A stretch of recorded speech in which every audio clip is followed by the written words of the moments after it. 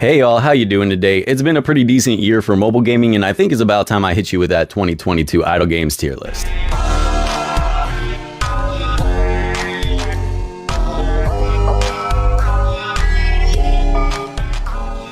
Firstly, and probably most obviously, we have to talk about Infinite Magieraid because we're still playing that to this day, so it's gotta be a pretty good game. It's got pros and cons just like all the rest of these games. One of the pros that I'm very fond of is the grind. It's got a super grind to it. It's pretty difficult to build up characters. To some people that may be a con, but I appreciate the difficulty in these video games, so to me it's a pro.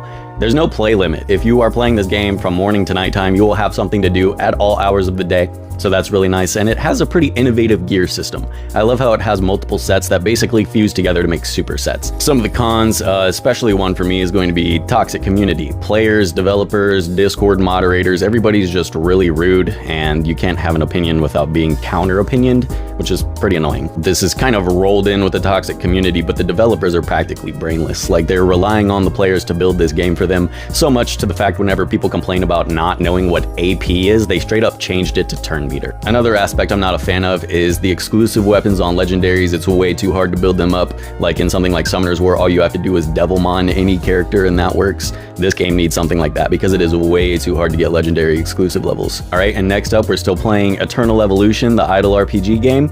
Pros about this game is great character design. It's very futuristic. I really appreciate the work that was put into some of these characters. The progression is very easy. I haven't had any issues progressing. I haven't run into a single wall yet, and I'm pretty much on chapter 14. I have a lot of my elites farmable, and that's my last pro for it was farmable elites in the campaign. A lot of these games you can only pull characters via the gachapon system or whatever, but in this game you can actually farm elite shards, so you at least have a way to guarantee leveling up your exclusive weapon. A couple of things I don't particularly like too much is the desaturated world. It basically feels like it has a grayscale filter on it. That contrast could be turned up a little bit for sure. The UI is very annoying. I often find myself clicking the wrong thing. Maybe I'm just stupid, but I cannot be the only one that does this. Whenever you're supposed to click perimeter and you click base, that gets old real quick. And personally, now this of course isn't going to be relatable to everybody, but some people are going to know what I'm talking about, that snide ass content creator team. I was added to the content creator team for this game. Everybody's got issues. There are people complaining about not being able to get views. There's codes being leaked, and then people blow up on the developers over their code being leaked. What else happened? I straight up complimented somebody on their intro, and they just responded by saying I have bad taste because of my intro, and whatever. I guess I just won't compliment people anymore. So my interactions with the people on these games play a huge role on whether I want to continue playing them or not. So that was definitely not good in my opinion. Next was Vanilla Saga. It's like a new anime idle RPG that just came out. Really good pros for this game. Now there's like a gacha life simulator incorporated into the game. So you have your gacha game, and then just like old school games, you have a little mini game that you can mess with whenever you're tired of the combat and stuff. There are multiple game modes. You can play like chess, you have your usual combat, you have the gacha life where you can build up relationships with people, and there's a lot of stuff to do, and there's a beautiful art style, and I can always appreciate an artist that goes ham in the studio. Some of my cons are going to be that cluttered ass UI. Every page is just littered with buttons. Every button you click brings you to another page that's littered with buttons, and I cannot for the life of me keep track of what I'm doing. Next would be the thirst traps. I know that this is obviously a marketing ploy. It's why I have to put chicks with tits in the thumbnail, but it's very irritating to me as someone that likes to play monsters in video games or just really delve into that fantasy aspect of the games.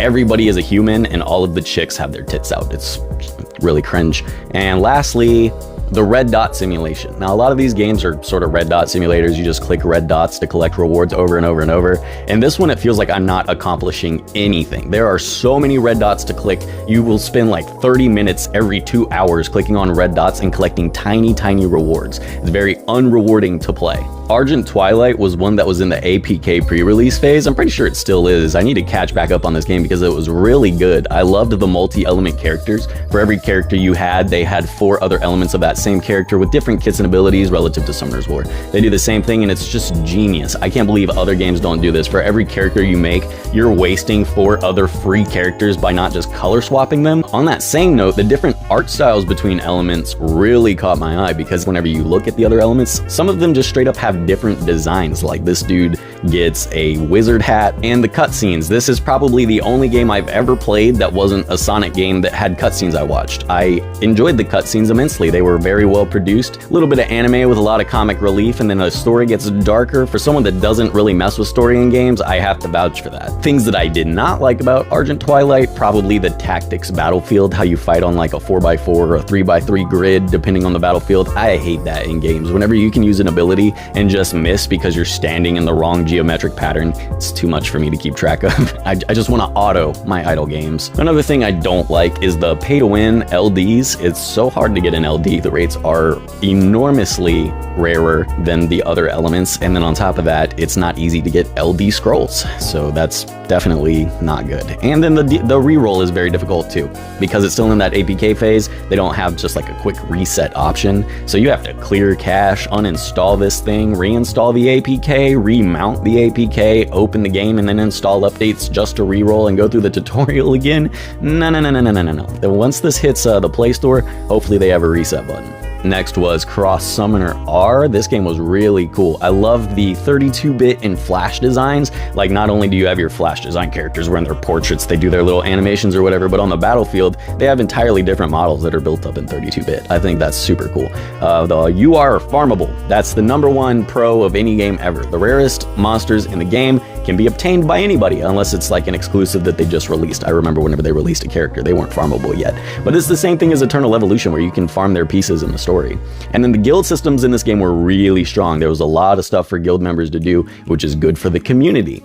Problem with that is the guilds were server locked. So if I was on server 11, if you wanted to join my guild, you also had to be on server 11. That's a pretty easy fix, but it's very important. For the frames per second on those idle animations, I'm not a fan of how some are in like 15 frames per second. It's a decent design choice, but it's just doesn't make any sense whenever this character is at 15 frames per second, you scroll to the right and this guy's at like 100. It's really off-putting. And lastly was the limited daily farming. Even though you can farm these URs and stuff, there's really only so much that you can do per day, even whenever you're just farming to level up your character. If you want to level up their skills, it could take you days to level up a skill one time, and that can be a big pain in the ass. And next is Disney Mirrorverse. Now, this isn't really an extremely idle game, but it does have idle functions in it.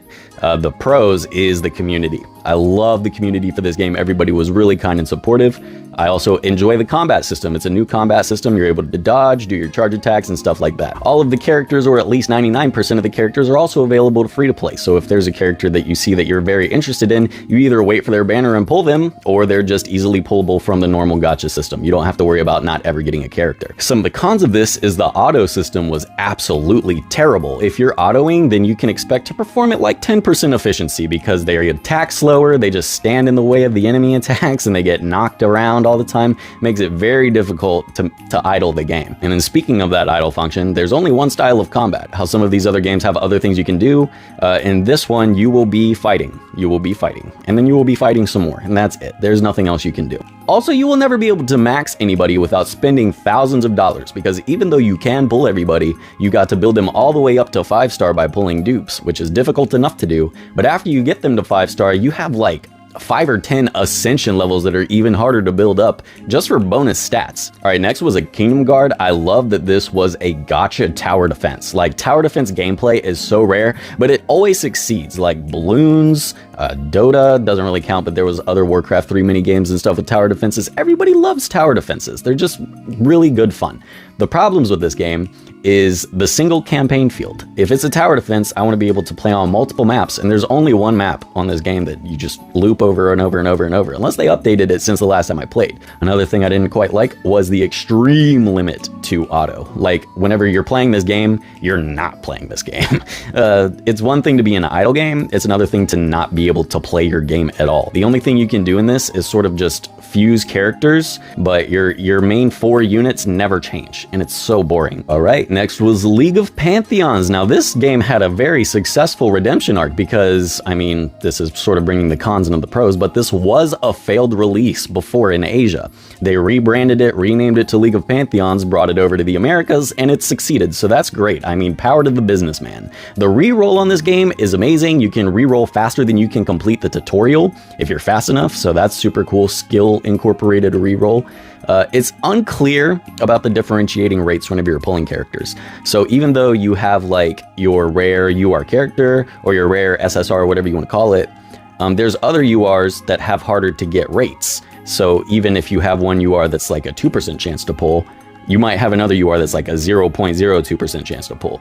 And that's not cool. You got to make that clear. Up next was Mythic Heroes. Now this game is still going strong a year later. They were S tier last year, and even though I did put them in S tier last year, it had just come out. So it's been a year since it came out, and I'm still putting it on this tier list for this year because it's still going strong. It has the best community. Everyone is always super nice, and then the content just keeps coming. It writes itself because it's all folklore or whatever with the gods. So they don't even really have to put too much work into story building. They can just pull stuff from the scripture. Now, a con on that same note is that the characters are unoriginal. You already know all the characters: Persephone, Hercules, Izanami, Thor. It's all characters everybody's heard of, and you're not really getting anything unique out of that. There's not really any sort of experimentation with the character building, and the URs are way too difficult to build. Next, Zeo and the Magic Scrolls. Now, this game had some of the most unique character design out of any mobile game to come out on the Play Store this year.